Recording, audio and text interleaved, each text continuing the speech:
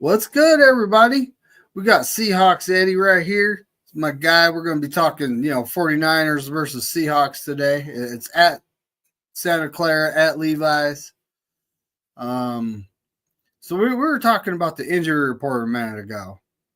And, they're both teams have very long injury reports at this point, you know. And, Kittle he was questionable. It was a game day decision type of thing, and he is not going to be playing today. So that's a big loss for us on the offense, right? But someone that is going to be playing that was questionable, and he walked in the building not too long ago, is Trent Williams. So he will be playing on the left side.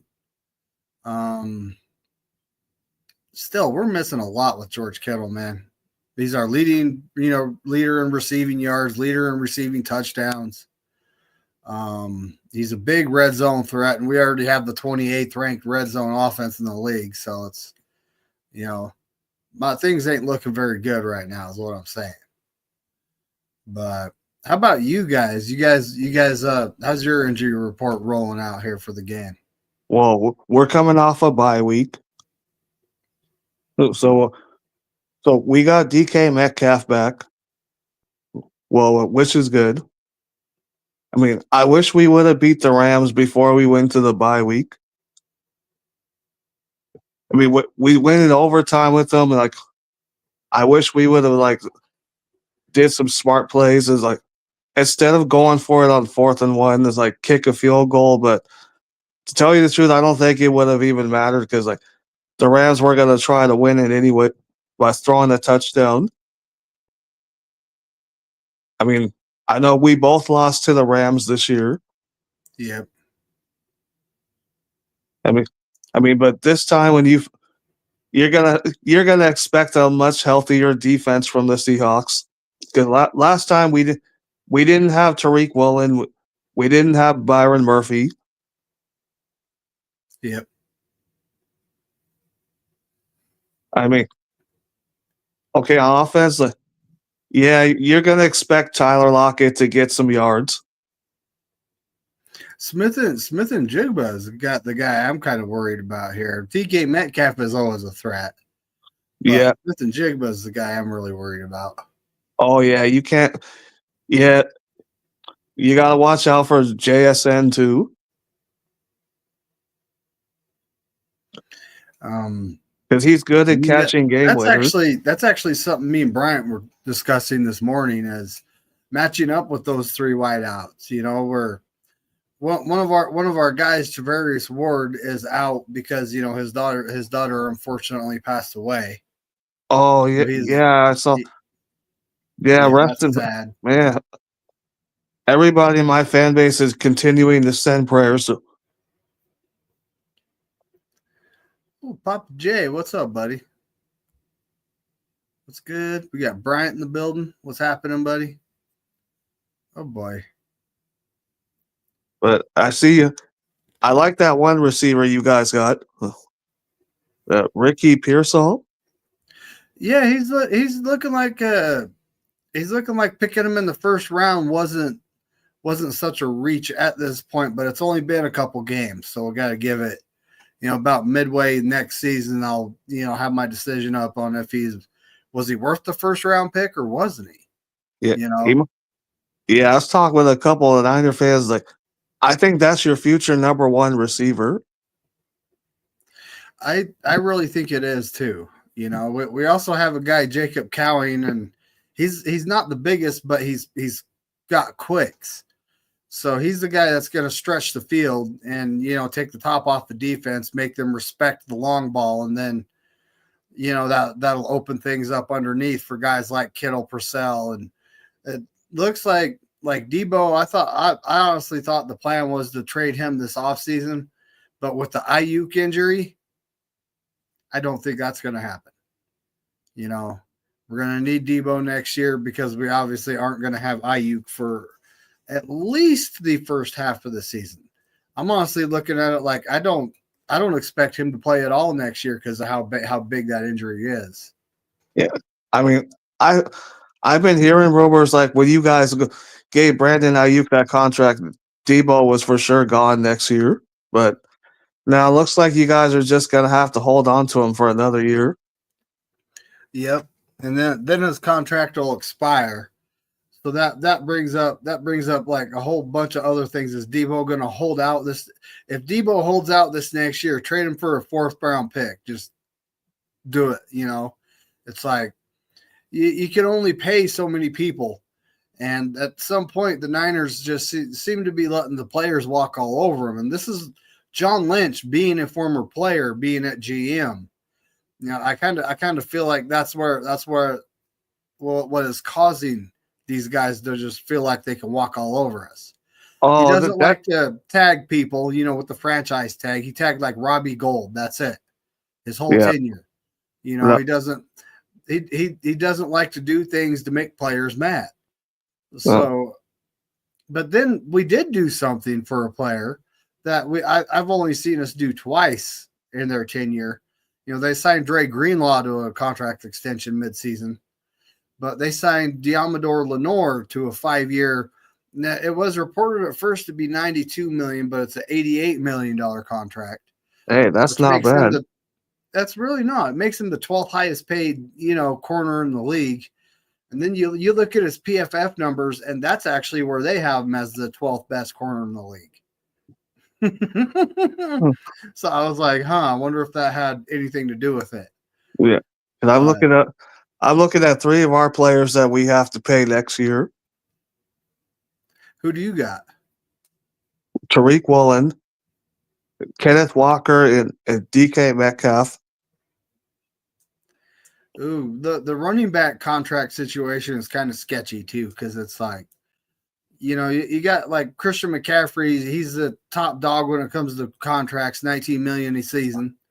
You got, then you got like Saquon Barkley, who signed with the Eagles. He got one of the bigger contracts for running backs, but running backs aren't getting the 4 to 5 year, type of contracts. They get like 2-3 year contracts because of how the life of a running back. It's hard, right? Yeah. Because I looked at that other guy. You guys, Isaac Garendo, is that his name? Because yes. I'm calling our rookie 4th-round pick. I think when Christian McCaffrey's it's time to step down, I think that's going to be your future number 1 running back. He's actually he looked good the last couple games that they allowed him to play. And I honestly believe we shouldn't be throwing such a workload at Christian McCaffrey because he's still on the injury report for Achilles, and he's limited for 2 out of 3 of the practice days. So it's like, I don't mind that, but I feel like we shouldn't put such a workload on him. The Isaac Garendo proved to be a weapon. So did Jordan Mason.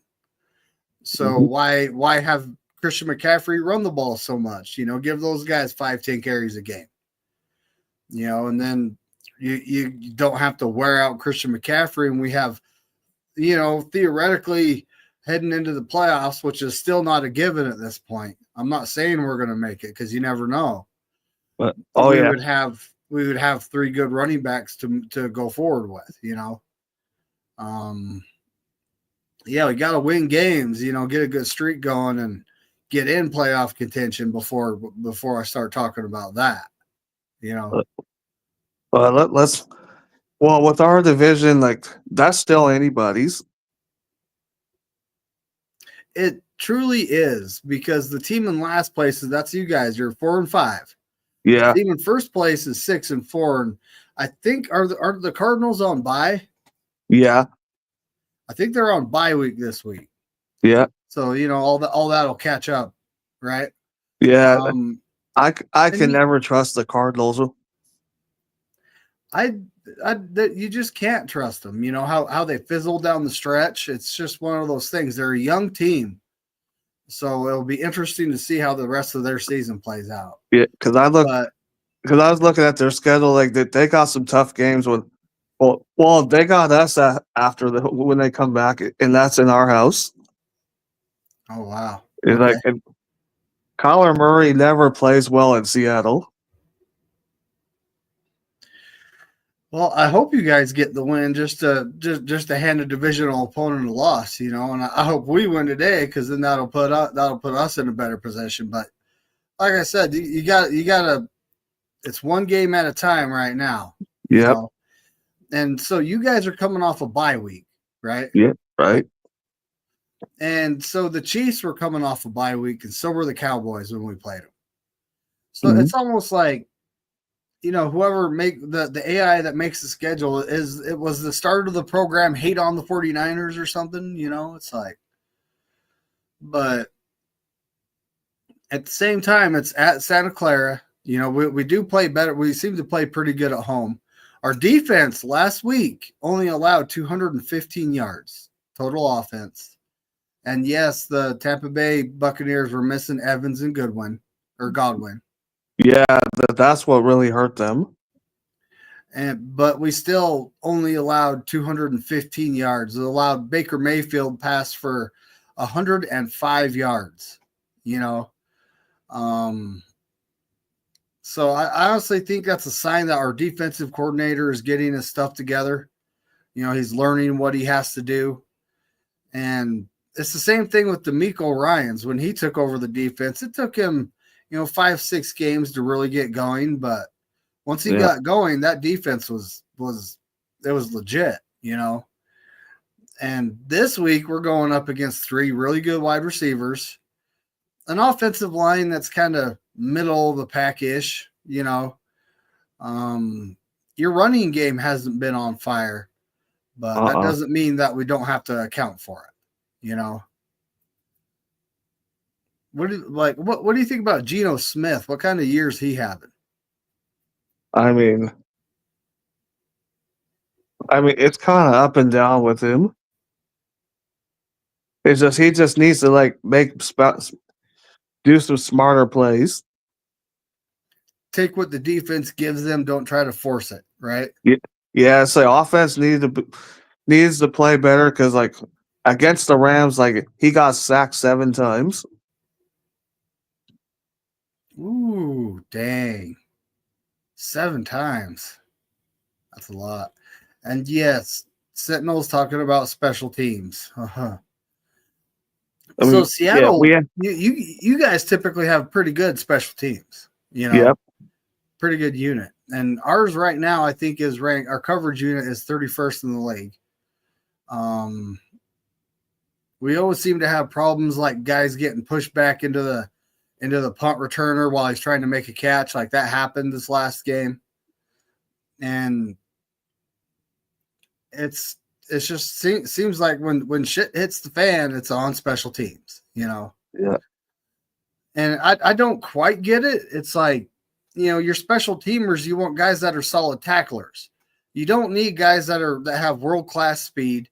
You don't need guys that have fantastic hands when it comes to the coverage unit. You need guys that are solid tacklers and could shed blocks. They don't have to be first team All-Pro all the way around. And we actually have a guy that was a first team All-Pro special teamer, but he hasn't even looked good. We have guys like Demetrius Flanagan-Fowles, all kinds of there's a guy that says he's on the team because he's really good at special teams. Okay, when I watch the game, I see the dude can't get off blocks and he's getting ran through. So what are you talking about again? We actually signed a guy that formerly was with your team, Brian Schneider. Yeah. To try to fix our special teams issues, and there is no fixing it. It's almost like John Lynch and Kyle Shanahan don't value the guys that have to play on special teams like they value guys like our offensive weapons or our defensive line. They highly value that. But they don't value special teams. And it has literally come back to bite us this year, that loss in the Rams. The reason they had a short field to drive down for that game winner was they had a punt return. They had a big punt return. Our kicker, or our actual kickers. We've gone through 2 kickers. I believe we have a kicker on IR right now. Yep. And Jake Moody's back, but we've had 3 kickers this year because our special teams coverage unit couldn't tackle, and the kicker was trying to make a tackle. So it has this trickle down effect where if special teams is messing up, then all of a sudden our defense doesn't have such a long field to work with. So the chance of them making a mistake or anything, it could loom bigger because you don't have so much field to work with, right? Right. And then, last week our kicker missed 3 field goals, and I honestly, it was his first game back. I don't know if he was fully ready to be back, but it was his first game back after coming off an injury. Yeah. And I noticed you guys signed a kicker. Pretty good. He's been pretty good. So. Mm-hmm. Yeah. I noticed you guys signed a punter. We did. Mitch, our picker, Mitch Wisnowski, has been placed on IR with a back issue. And him being 32 years old, this might be his final run with us. Yeah. Yeah, because I watched you guys. Because I was watching you guys' game last week when Moody missed 3 kicks. Mm-hmm. That's one of those yeah, you're not gonna win games by missing kicks. And it's it's like like I said, first game back from injury. I don't know if he was actually fully ready to come back. This week he should be fully ready for the game.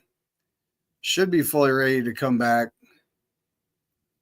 And I looked at it like, what? All right, so why is he actually kicking 6 field goals, right? Because our offense couldn't produce touchdowns. So, 28th in the league in red zone percentage. We're missing our best red zone target, George Kittle. The question is, who's going to step up here? And you have this guy, he's a team captain, who's pretty much telling our kicker to get his shit together. Oh, that explains that a little altercation that they showed on TV. Yeah, Debo yelling at the long snapper or the kicker. Yeah. Well, we don't know what was said. They dumbed it down to lock in. That's what they said that he was saying. But we all know that there was a lot more said than that. Yeah. And when it comes down to it, this same player has 1 red zone touchdown. In week 1, it was a rushing touchdown versus the Jets. He had that long 50-plus yard touchdown against you guys, right? Yep. But that's not a red zone touchdown. So in the red zone, he's a team captain. Lead by example. Step up. Let's see you score a touchdown or 2 this game. Don't make the kicker kick 6 field goals. Score touchdowns, right? Yeah, that's all you need is you need to get touchdowns if you want to win games. That's a fact. And our special teams unit being having the issues they have, they just need to make tackles. And the more tackles they make, the less our defense is going to have to deal with. The more gimme they're going to have when it comes to the field they can work with, right? Yeah. But the main thing is we got to get we got to make it easier on our defensive backs because they already have to cover DK Metcalf, Tiger Lockett, and Smith and Jigma. They have to cover those guys. So make it easier on them and get in the backfield to Geno Smith. That's what our defensive line has to do. And then you heard the shocking news what we did about our center. I heard that do you know why he retired? They said it was personal reasons. And that's like it's interesting. I find it very interesting on why he retired. He's only 27. That's what because when I heard that like this was like after a bye week he decides to like call a retirement like that came out of nowhere. It did come out of nowhere. I was like, I was reading it. It's like, we'll probably find out as the season goes, like what the real reason he retired. It says personal reasons. Maybe a doctor told him, look, bro, you have a neck issue, and if you keep playing, you're going to take a hit and you're going to regret it for the rest of your life. Maybe that could be it. We'll just keep an ear to it and find out. Yeah. I mean, it'll come out one of these days. It'll come out while he really retired. All I can say is like State Farm Stadium, where the Cardinals play, is like that's where the Legion of Boom and that stadium ended their career. Yeah, it's like first it was Cam Chancellor, then Richard Sherman. Yeah, that now I don't now when it comes to the fields that the NFL puts out for these guys to play on, Santa Clara isn't bad. I've actually walked on that field, and it's kind of like a golf green. It's a little squishy, not hard but not soft. It's right in the middle. Oh. Then you got like the New York Giants and Jets Stadium, MetLife. That field is trash. Oh man, that 2020 game. Yeah, that 2020 year, like you got that field tore you guys' season up. It did. It knocked out our quarterback, James Richard Garoppolo. It knocked out Nick Bosa for the year, Solomon Thomas for the year.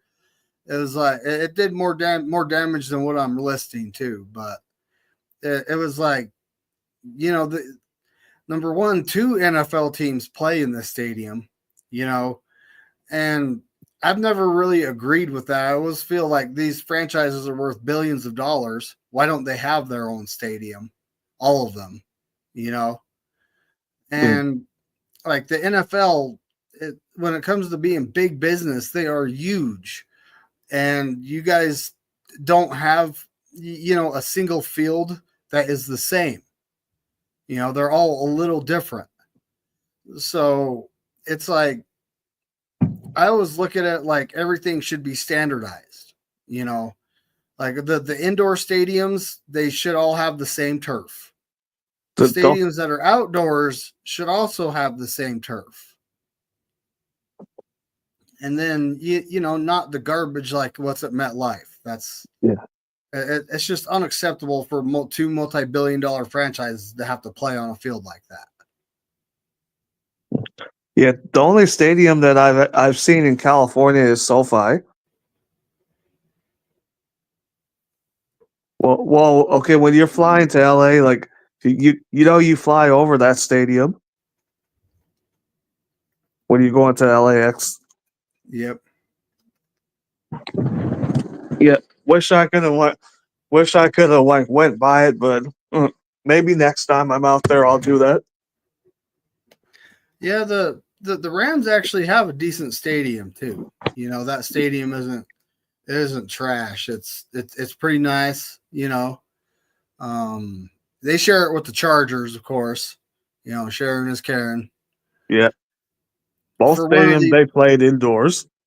Yeah, for one of the bigger cities in the U.S., they share it with the Chargers. I'm just still trying to make sense of this. New York and L.A., they both share stadiums in both cities. It's like, you guys have a good field up there, in Seattle. And honestly, I don't necessarily love our stadium. I think they could have modernized it a little more, but that was actually the design they were going to put in the bay where Candlestick was. That was the design of the stadium. And then they ended up not being able to put it there, so they moved the stadium to Santa Clara. That's why I was saying, like, since that stadium was legendary, like they could have just renovated that stadium. And it would have been nice to actually be able to keep it around, but it was so old it was starting to fall apart. So it really needed to be torn down and rebuilt. Oh. But the San Francisco wasn't willing to help out. It's like, it's kind of crazy because the tax revenue that a football team brings in, it's crazy that the city of San Francisco wouldn't want that still. It is. But right now, I think there's a parking lot more or less where the stadium was. Yeah. I don't agree with that at all. But so what do you think your chances of winning today? Well, now that George Kittle's out, I honestly think that went up. Maybe 40% chance. If we don't turn the ball over, if we make the smart plays, it's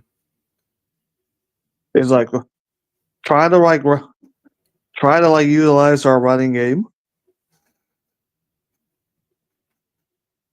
Now, when you mentioned Nick Bosa a couple minutes ago, I saw in an injury report he was questionable with a hip injury, but looks like I think he's playing. He is playing. He is playing. George Kittle's the only questionable guy that has been ruled out.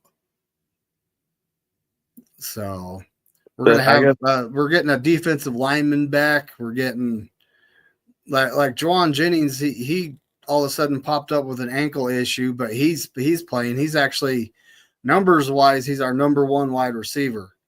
Yeah, when it comes to hamstring injuries, you don't want to risk that even worse. That's exactly why I think Kittle's been ruled out. They're being precautious, and hamstring issues. I mean, it's hit and miss. He could play next week, and then the week after it's flamed up and he can't play. So it's just one of those. Let's take it easy on the guy for a couple weeks. You don't want to be missing any big players. No, not for the long term. We just got CMC back with his Achilles issue. But went and saw some voodoo doctor in Germany, and yes. Oh yeah, I said he's still not 100% yet. I feel like he's not, and that's why I feel like limiting his touches to somewhere between 15 and 18 a game right now would be the thing to do. Get those other running backs in there and let them do some grinding. Jordan Mason's had a shoulder issue the last several weeks, so I would honestly put in Garendo and let him get 10 to 13 carries, something like that, just because of how dangerous that guy is. You run him to the corner. If he gets around that corner, he's got some game changing speed. He could literally run along one end. Yeah, I want to see our third string running back in. It's like Kenny McIntosh. Mm-hmm. That dude's got serious wheels. Yeah, you guys run it with Kenneth Walker, and is it Charbonnet? What's his first name? Yeah, Zach Charbonnet.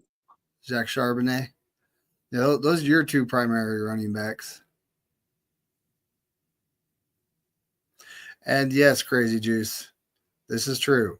We need to score touchdowns, not rely on our kicker to win us the game. Oh yeah, if I remember last year, Drew Lock played you guys tough. He did. He really did. I don't even know where he is in the league right now. I haven't paid attention. He's on the Giants. Is he? Wow. Yeah, that's why we got Sam Howell as our backup. Sam Howell's average. He's not. He's a good game manager. He's not going to go out there, pick the team up on his back and carry you to victory. But Geno Smith isn't that type of guy either, though. Yeah, because I've noticed he's starting to get up there in age. Because I know the guy's 34 years old. Geno? Yep. Oh wow. I'd have to say next year would probably be his last year because I think we would definitely have to get a quarterback in the draft.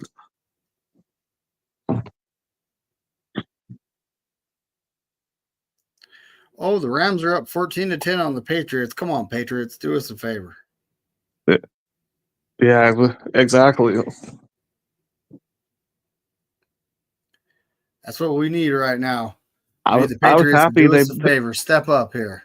I was happy they lost. We were all happy they lost to the Dolphins.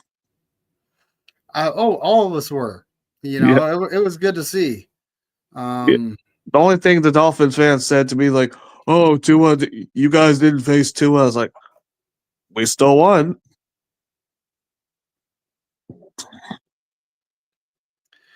And well, that's I mean, Tua being back is a game changer for the Dolphins, But it's similar to like Kittle being out for us. Like, who's going to be that guy in the red zone that steps up, right?